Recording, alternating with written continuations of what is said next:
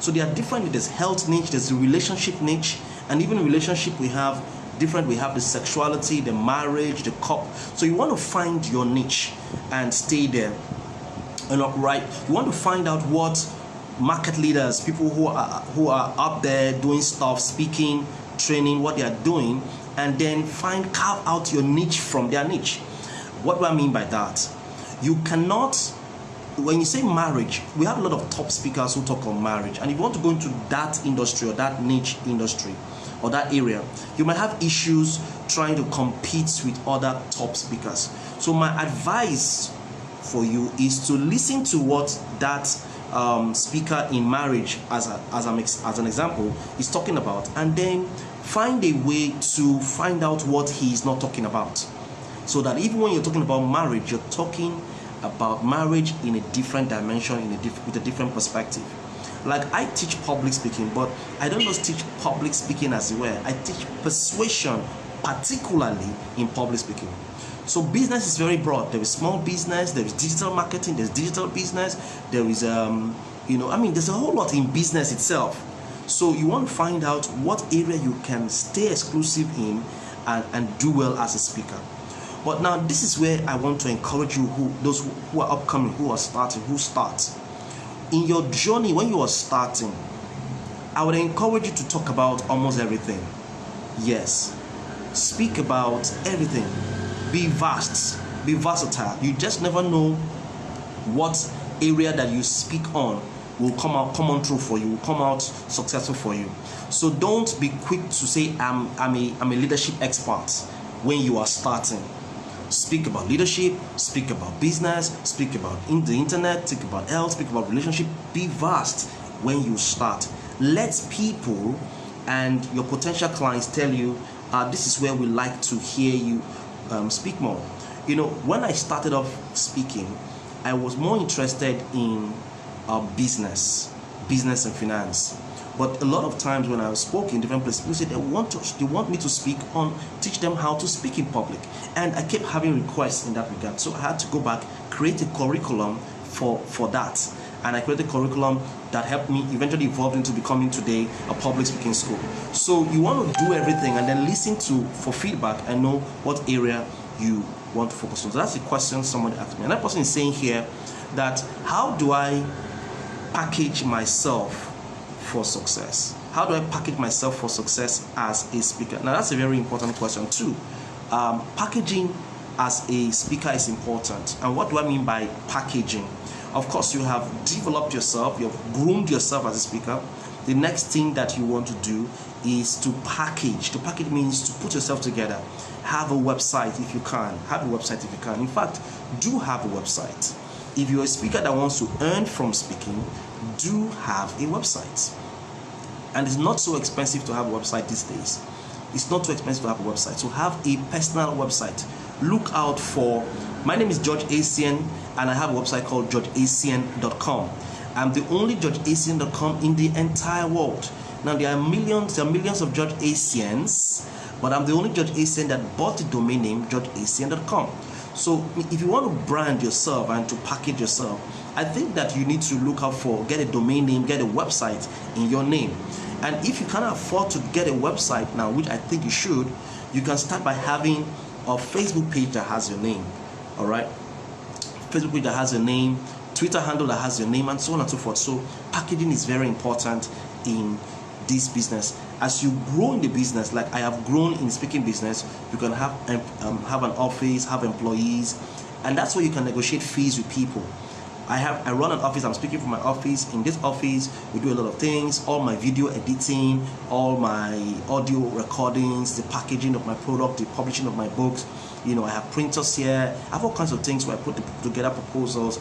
All happen here as part of the package. When people come to see me in my office, it gives me, it makes them feel that I'm doing this seriously. So they come in there, they see staff working for me, doing all kinds of things, writing proposals, running the art, and all those kind of things. So it's important that you think along those lines to help you in packaging yourself for speaking. Someone is asking that I should talk about making money from online platforms. Okay, so let me just start talking about it. Though this evening this evening, sometime this evening, I'll be talking more about it in the evening. How do you start making money using the internet? This is important because I make money a lot from the internet as a speaker. So we have video conferences going on right now, and they happen on Zoom, they happen on Facebook. So you can start doing seminars, virtual seminars on Zoom. You can start doing virtual seminars using StreamYard. You can start doing virtual seminars even on Facebook. So you can organize a seminar, create an exclusive group for it, and then people will join you in that way. It can be paid, it can be free. For me, if you're starting, I will tell you to start off with free, and then from there you can get a lot of people to watch and to learn and to benefit. Speakers these days are doing virtual meetings. So start with what you have. What I do is, like this evening we're doing an event. The event will start on WhatsApp, and from WhatsApp we'll go to Facebook. We'll come to Facebook, and from Facebook we'll head to Zoom. I want to give them different experiences: the WhatsApp experience, the Facebook experience, and then the Zoom experience. So it's good to do a virtual meeting, but nothing still takes away. I was talking to somebody yesterday, a speaker in the industry, and the person told me that, you see, virtual meetings are powerful and they're great, but the truth is that physical meetings are very, very exciting. You can feel the vibe. And they were saying how fully concentrated can you be just watching something like this. A lot of you are distracted, watching this, because it's very difficult for you to be fully concentrated watching a virtual meeting, but not so with the live meeting. You're feeling the energy, you're feeling the vibe of other people. So virtual, you can do video conference, you can produce some of these videos we do are recorded on Facebook, so we download them, edit them on InShot, and then upload them on YouTube. And so people who are on YouTube can also have the same experience. We can share them to Instagram. We can edit them and even produce them, and sell them as product, an info product, or give them as bonuses to people who buy our other products. So the internet space is something that you need to. So what I encourage you to do as a speaker is to take a digital marketing course where you learn how to create courses or training programs and organize trainings online, and they can move from free events to becoming paid events. All right, so those are very important questions, and I think that you should look at them. All right, there's another question that someone asked about getting gigs, and let me see if I can get that part very well. Okay, about pricing. Okay, asked about pricing, how you price. Okay, how do you negotiate a price for? So here's my own take on that. For churches, because I'm a Christian, I'm first a Christian before any other thing. For churches, I'm always very careful not to negotiate any price with them. But I have conversations with them. I make them realize that even though they're giving me this honorarium, it should not be something ridiculous. Because sometimes you go for these church meetings, and when they're done, they'll give you juice, 5 Alive those days, and meat pie in a nylon, and then you go away, and you've given us so much, and you're wondering, is this sustainable? So, but what I do is I already tell them from the beginning, from the onset, that look guys, I am going to charge you, but there's going to be a charge. This is not going to be free, so I hope you're planning something good. So, and they always do that. That's for churches. But when I'm working with other organizations, I often refer them to my website. On my website, I have a space where you will see my charges, the fees I charge, and I'll still place there that these charges are negotiable. So if you go through it and you want to reach out to me, negotiate with me on any price, you can call me on the phone, and then we'll have a conversation about the pricing. So pricing is important, because if you're not charging people for your speaking gigs, then you are not doing professional speaking. You're actually doing public speaking. You're receiving an honorarium, which is fine. You're not a professional speaker now. You're only just doing public speaking, which is not bad. But if you want to earn and you want to make a living out of it, then you want to start thinking of pricing. Now there are 2 or 3 pricing structures I'll talk about. 2. The first one is called the low the low pricing strategy or pricing strategy. 3 pricing strategies, low pricing strategy. What I mean by that is that you can, as a start, charge low so as to gain entry.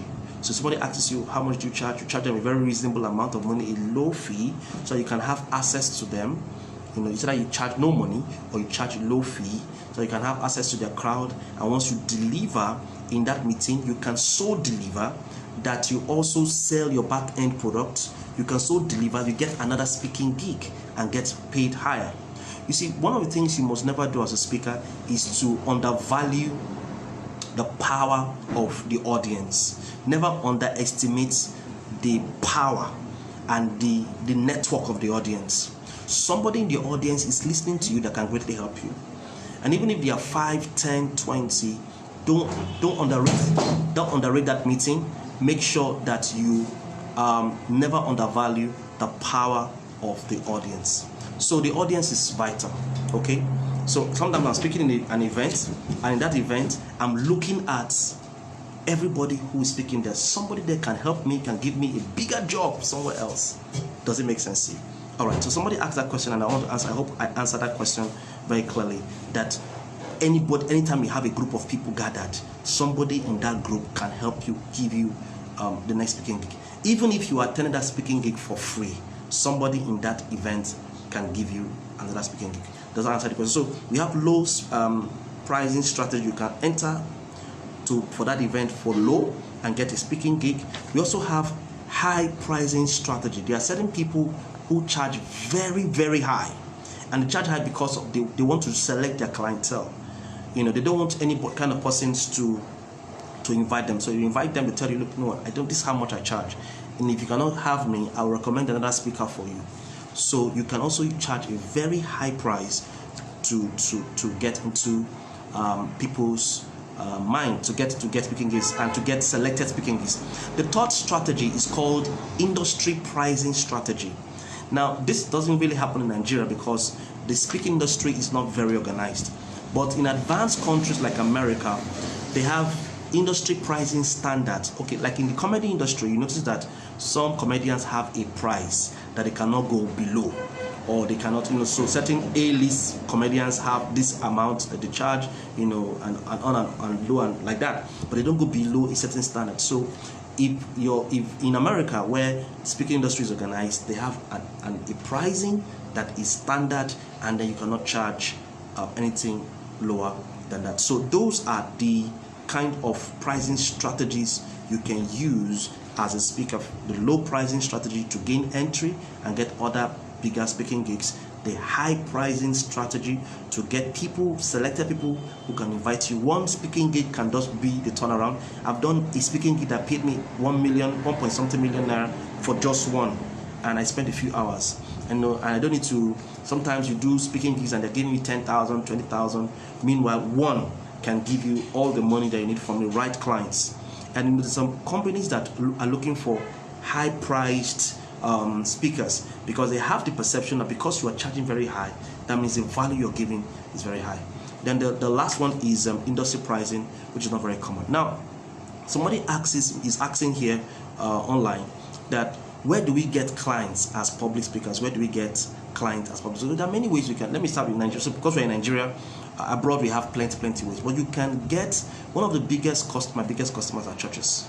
Interestingly, because Nigerians are very religious people. We have programs, and these days some churches have started putting together business trainings, leadership trainings. Have you not noticed it? And they invite speakers, pastors that talk on that area, and also they also invite other speakers from outside the church, their churches, to come speak.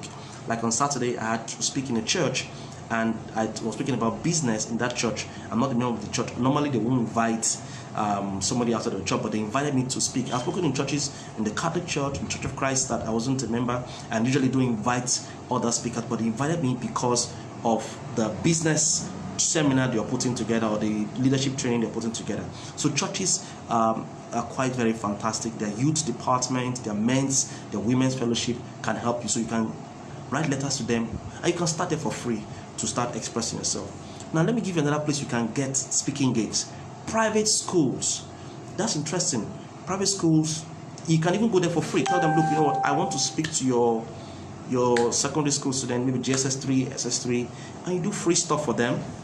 And from there, you see that you have so much value. They keep inviting you for their PTA meetings, for their meetings, and then at some point they'll start paying you. I know a speaker, Kelechi Anyalechi, is a fantastic friend who does private schools, top schools, and today she's created books. I have some of those books here, books that they sell in secondary schools to those private schools, and one of them is 2,500 naira. You know, Fela Durotoye made his first $1 million from selling a book for secondary school students. I don't know if you know that book, very popular book. 2005, he made close, and I mean, some government will buy millions of copies of those books to give to schools. So private schools and even public schools can help you. Even in private schools, you can do stuff with their teachers. They will not mind. All right, and you can even sell products, back-end products to your teachers. So private schools, another fantastic way to do business. And that place you can get speaking gigs is small businesses. I mean, there are businesses all over your city. And if you can go there for free and tell them, now what problem do small businesses have? They have selling problem. And these days they have digital marketing problems. They want to they want to sell more. So if you can answer that question for them, you can sell their selling problems, their sales problem, and you can train their salespeople, or you can teach them about Facebook advertising, Instagram advertising. They will pay you. All right. Then of course, number 4, large companies. This is very competitive, but it's possible. If you write a proposal to them, they will reach out to you, and then they will get you to be involved. Another place you can get money, get speaking gigs, government parastatals. Go to your secretariat, go to different places, and then apply. Tell them that you want to speak. You can even start for free. Now, don't underrate the power of free. If you go for a free event, give them so much value that they start wondering, oh, if this is free, and then there's a paid one, that means I will get times 10 of whatever value they are getting. So government, although there's some policies that will go on in the government parastatals, but you can try. You can use the power of connection. Let me give you another place you can get speaking gigs. A lot of people don't know. Hotels. Now, a lot of hotels in your community are looking for customer service training, leadership training, management training. So go there, apply, make the price low. You can use a low pricing strategy because a lot of them don't want to spend money. But if you use a low pricing strategy to teach them customer service, they will be excited. Or if you can go there and solve their advertising problems. So let's do digital marketing adverts for you, and let me show some of your people how to go about it. They will be excited about it, and they will get it. Not necessarily the A-list hotels or the big hotels. You can look at the middle class, 3-star, 2-star kind of hotel, and they'll follow you.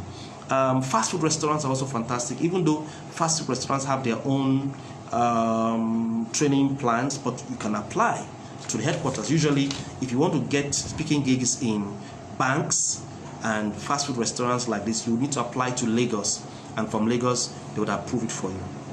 Insurance companies are fantastic. Another place you can get speaking gigs is NGOs. You know, excuse me, NGOs. NGOs there are many NGOs these days, and they're looking for training. By this, I think this week, before the end of the week, I'll be training a particular big NGO in the country, and they are here in Accra. They're having their retreats, and they're inviting me to come do some kind of 3 days leadership training, and they're going to be paying me for that. So that's where you can get speaking gigs. And if you're interested in taking speaking to the next level, those are places you can go to. You can go to churches, private schools, small business owners, large companies, government parastatals, hotels, fast food restaurants, insurance companies, banks, NGOs, and so on and so forth. Does this make sense to you? Have I made any sense at all to you? All right, so that's basically what I want to show you today. That one last question. Somebody is asking me about proposal. That is it important to write proposals to companies? How do you write a proposal? What's all that mean? So let me answer that quickly as I call it a wrap for today. Now, proposals are important. Well, but for me, referrals are better for me. So if you give a lot of value in different platforms on social media like we're doing right now, I'm giving you so much free value, you know, do physical meetings, go for free events, you become valuable. People start telling about your name. Like some of the big jobs I get, most of them are through referrals, through recommendations, or through strategic positioning. What do I mean by that? Most of the content I put out here, I put them on my website, I put them on my YouTube channel, I put them on my Facebook account, I did them so that they are on the social media and they're on the internet.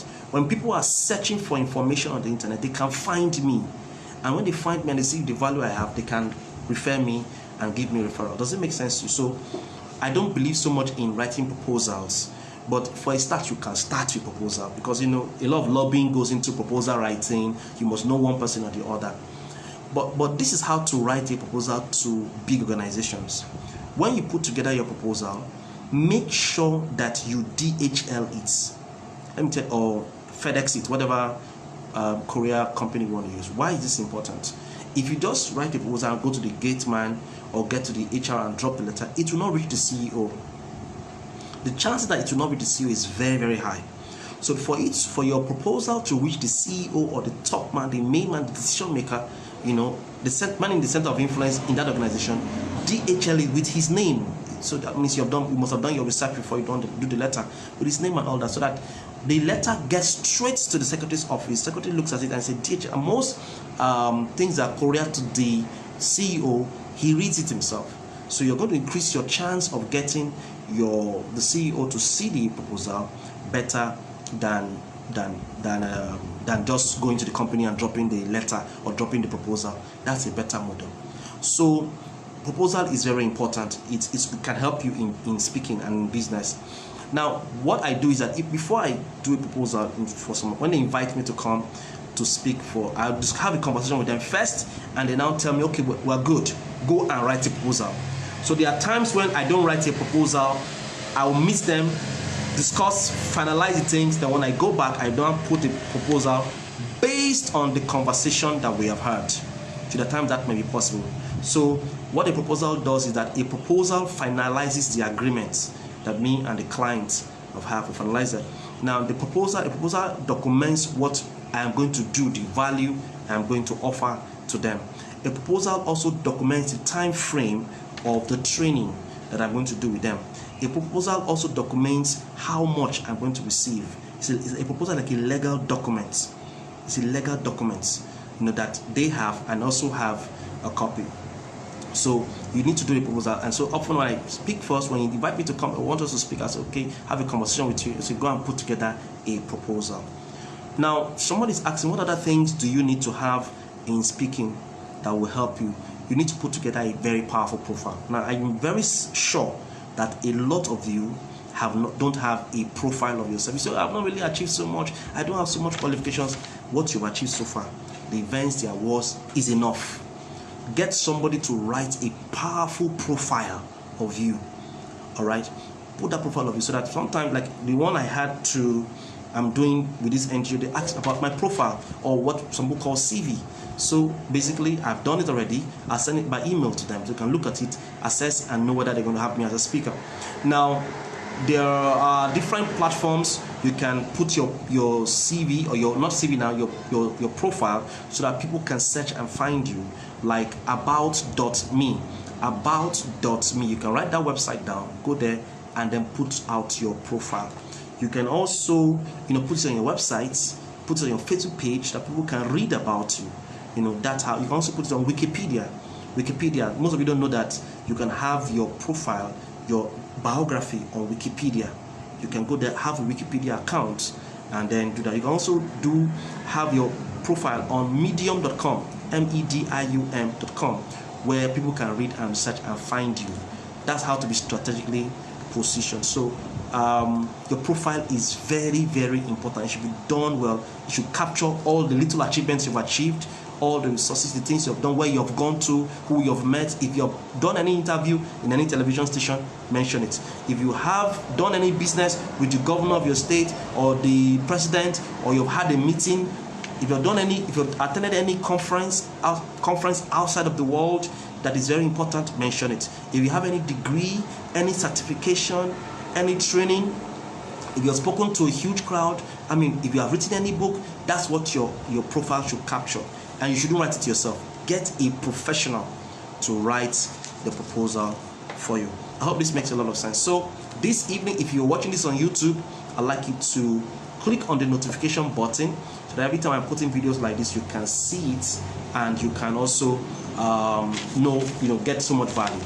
If you're watching it on Facebook, help us share so people can see. That's fantastic. If you are if you're watching it on Instagram, is it on Instagram? Okay, I think it's on Instagram.